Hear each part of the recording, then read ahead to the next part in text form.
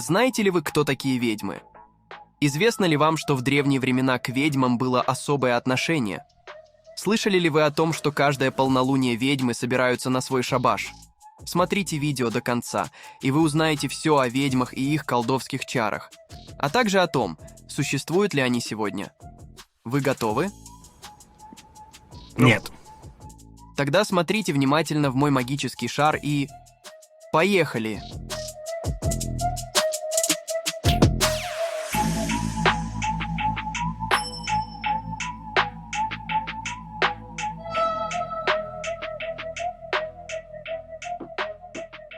В древних легендах разных народов мира, будь то Европа, Азия, Америка или Россия, можно найти упоминания о ведьмах. История ведьм уходит корнями в далекое прошлое и полна загадок и неясностей. В Африке шаманизм тесно связан с повседневной жизнью местных жителей. Даже с приходом цивилизации они не утратили веру в своих знахарок. Африканские целительницы на протяжении тысячелетий помогали лечить скот, заботиться о детях и наводить порчу. Для африканцев врач и шаман – это почти одно и то же.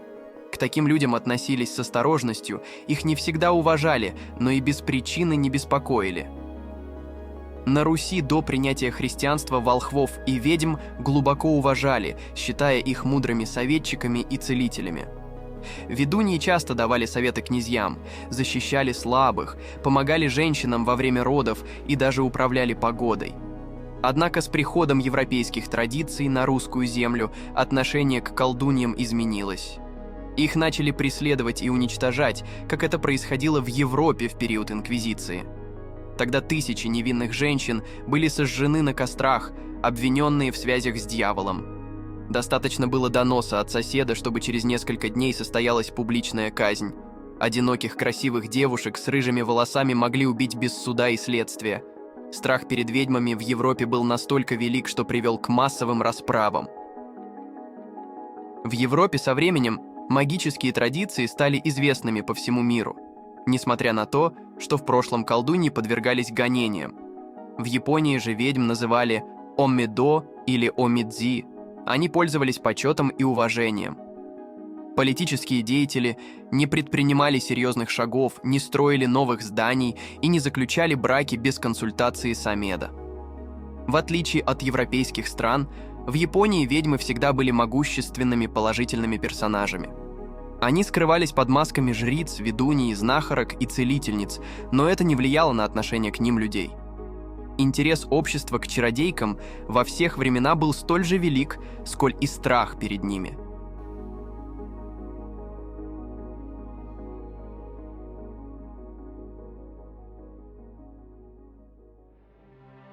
Слово «ведьма» у многих вызывает какой-то суеверный страх и отторжение.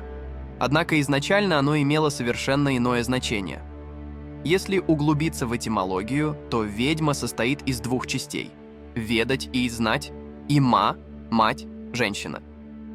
Получается, что ведьма – это мудрая женщина, обладающая знаниями. Есть версия, что раньше так называли повитух, целительниц и знахарок. Ведьма умеет одинаково ладить с двумя мирами – миром людей и миром духов. Она видит оба мира одинаково хорошо, берет знания и силы извне и использует их во благо всего живого. Но не все ведьмы были добрыми, некоторые из них ненавидели людей за их взгляды и причиняли им вред. Ведьма – это женщина, которая находится под влиянием некой сущности из мира духов, которая когда-то была человеком. Чаще всего оно проявлялось в женском теле и обладало сильными магическими способностями. Такое существо либо не хочет, либо не имеет разрешения воплотиться в человеческом теле.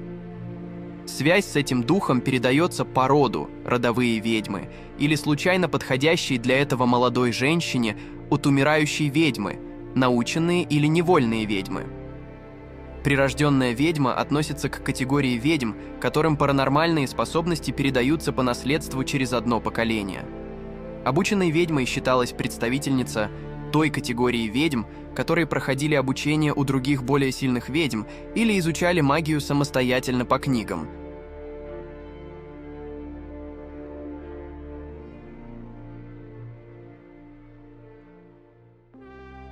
С давних времен ведьм принято делить на две категории: тех, кто получил дар от рождения, и тех, кто обрел его благодаря упорному труду, обучению и любознательности.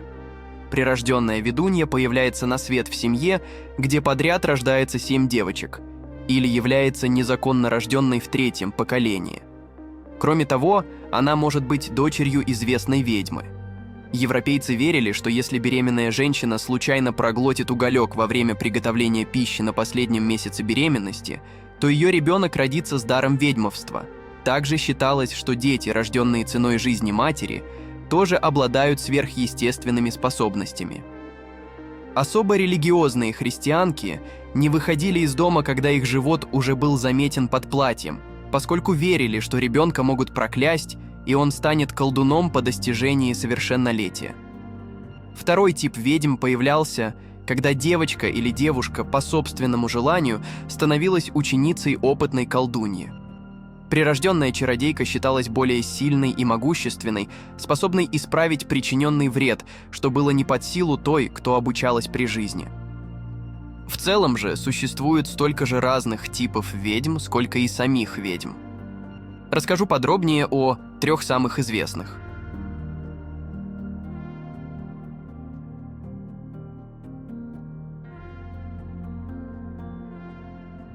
Зеленая ведьма – это та, которая предпочитает быть в гармонии с природой и всем, что с ней связано. Она может испытывать сильное влечение к выращиванию собственных трав, проведению магических ритуалов на открытом воздухе и единению с энергией Земли. В своих исследованиях зеленые ведьмы уделяют большое внимание изучению трав, эфирных масел, настоек и зелий. Они часто увлекаются коллекционированием книг о дикой природе и проводят много времени, изучая царство растений.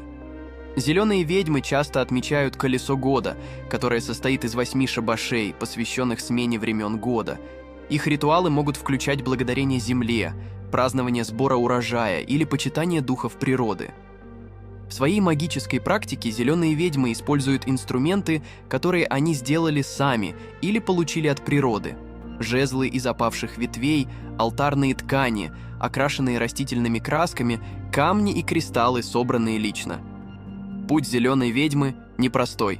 Научиться слушать и слышать природу может не каждый, а главное – уважать ее и относиться с глубоким почтением.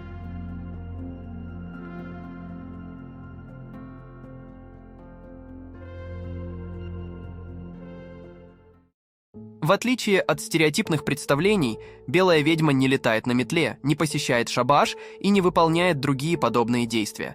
Она не причиняет людям зла, не наводит порчу, не вредит молодым парам, желающим иметь детей, и не разлучает влюбленных. Белая ведьма использует только светлую сторону своих способностей, развивая их до высочайшего уровня. Она активно противостоит любому злу, особенно вызванному магическими средствами. Для традиционных ведьм белая ведьма – это отступница, предавшая древние традиции. Белых ведьм ценят и уважают, к ним обращаются за помощью. Они живут обычной жизнью, создают семьи, воспитывают детей и наслаждаются женским счастьем, что редко встречается среди традиционных ведьм. Белые ведьмы умеют исцелять болезни, особенно те, которые вызваны черной магией. Они снимают порчу, сглаз, приворот, рассорку и другие негативные воздействия, особенно если их навели традиционные ведьмы. Белые ведьмы хорошо чувствуют скрытую силу камней, амулетов и талисманов и при соответствующем обучении могут успешно их использовать.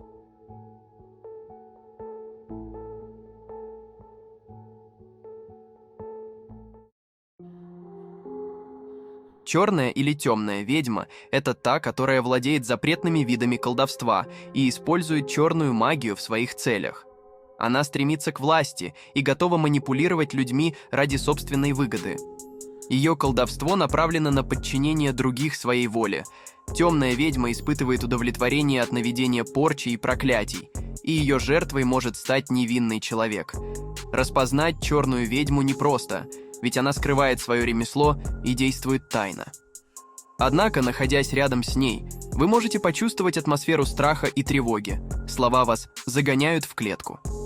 Черная ведьма может источать специфический запах, и обладает тяжелым, пронизывающим холодным взглядом. Она словно вампир питается чужой энергией, рядом с ней растения увядают, а животные могут болеть или умирать.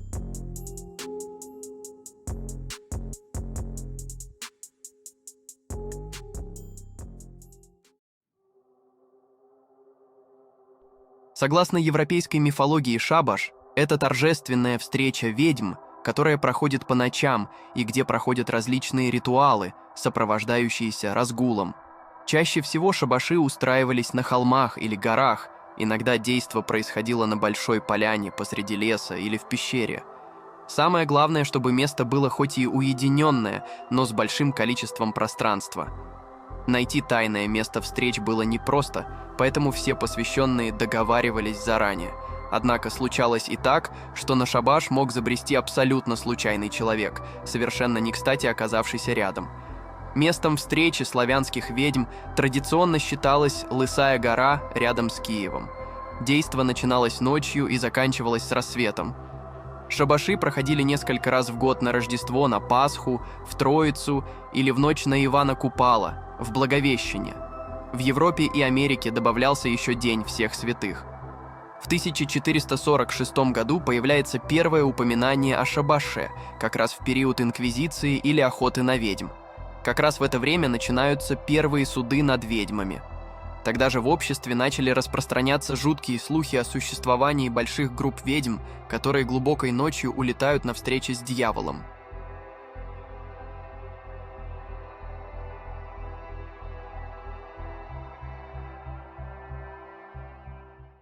«5 декабря 1484 года Папа Римский Иннокентий VII издал буллу «Всеми силами души». Это стало отправной точкой в охоте на ведьм в Европе. А после издания трактата по демонологии «Молот ведьм» в 1487 году гонения становятся массовыми.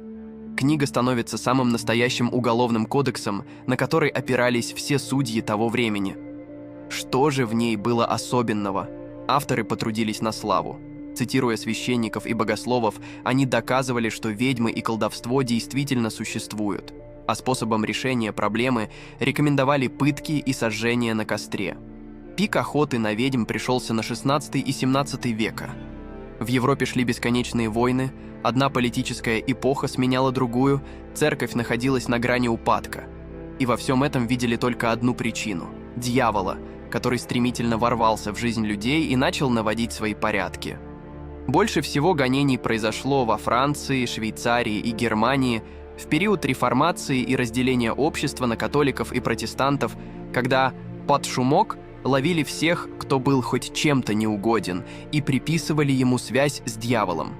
В католической Испании инквизиция бушевала как никогда, однако судов над ведьмами там было заметно меньше. Охота на ведьм оказалась очень удобной возможностью свести счеты с тем, кто стоял у тебя на пути, в том числе и на политической арене. Россию и Скандинавию колдовская истерия обошла стороной, хотя и там иногда происходили подобные судебные процессы. Возможно, это было связано с иным пониманием сути ведьмы. По самым минимальным подсчетам, жертвами инквизиции стало огромное количество человек, исчисляемое десятками тысяч. Кто из них был действительно связан с дьяволом, а кто просто случайно попал в эту мясорубку, теперь мы уже никогда не узнаем.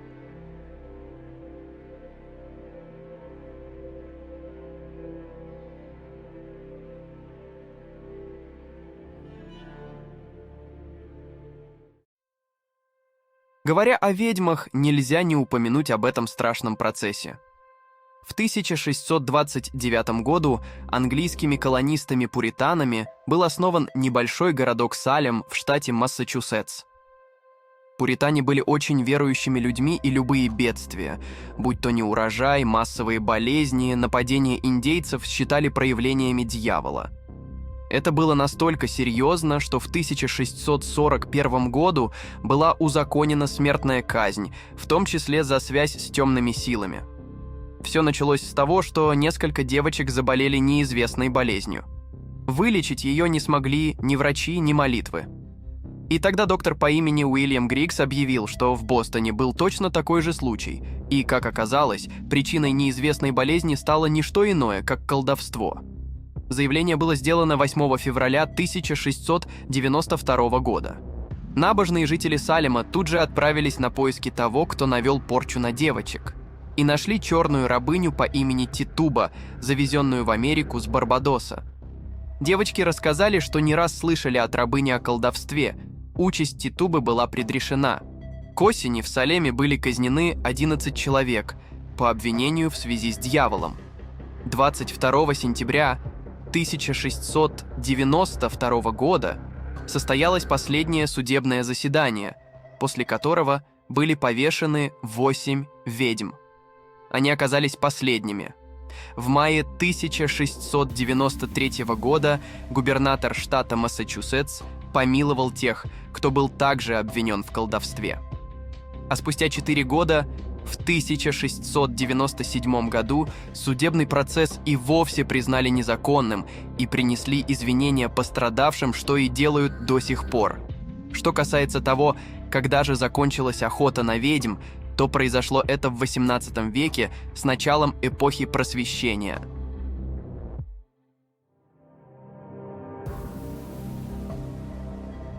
Сегодня многие задаются вопросом: существуют ли ведьмы в наше время? Постепенно в сознании людей формируется новый образ ведьмы. Это уже не злобная старуха с крючковатым носом, не злодейка, которая за деньги готова отправить на тот свет любого. Современный образ ведьмы основан на древних представлениях о ней как о женщине, которая обладает особыми способностями и знаниями. Ведьмы прошлого могли предсказывать будущее, лечить болезни и общаться с духами. Они были связаны с природой и использовали ее силы для своих целей. Ведьмы в современном мире представляют собой новое воплощение древних традиций. Они продолжают использовать знания и способности, переданные им предшественницами, но при этом адаптируют их к современным условиям. Большинство современных ведьм являются представителями виканских и языческих движений в США и Великобритании. Вика и язычество – это практики, основанные на поклонении природе и вере в равноправие мужских и женских сил во Вселенной. Божественное начало в этих учениях присутствует повсюду. Некоторые ведьмы верят в реинкарнацию, загробную жизнь и карму, но не признают понятий греха, рая и ада. Одни почитают Афину или Изиду, другие поклоняются конкретным личностям. Важной частью жизни современных ведьм является колесо года – ежегодный цикл из 8 сезонных праздников, которые называют шабашами. Шабаши происходят в важные астрологические события, такие как солнцестояние и равноденствие. Современные ведьмы используют свои знания и способности для помощи людям, а не для вреда. Они стремятся к гармонии с природой и окружающим миром, а также к развитию своей внутренней энергии. Верить в то, существовали ли ведьмы раньше и существуют ли сейчас, личное дело каждого. Могу лишь с уверенностью сказать, что в мире происходит много такого, что не подвластно нашему разуму. Возможно, ведьмы пришли в наш мир для того, чтобы стать нашими проводниками в неизведанное. Друзья, у меня также есть для вас интересное предложение. У вас есть уникальная возможность стать частью нашей команды. Если вы владеете навыками видеомонтажа, можете озвучивать ролики на русском, английском и других языках, или же пишите интересные сценарии, мы будем рады с вами поработать. Пишите в нашего телеграм-бота. Ссылка в описании. А на сегодня это все. Удачи!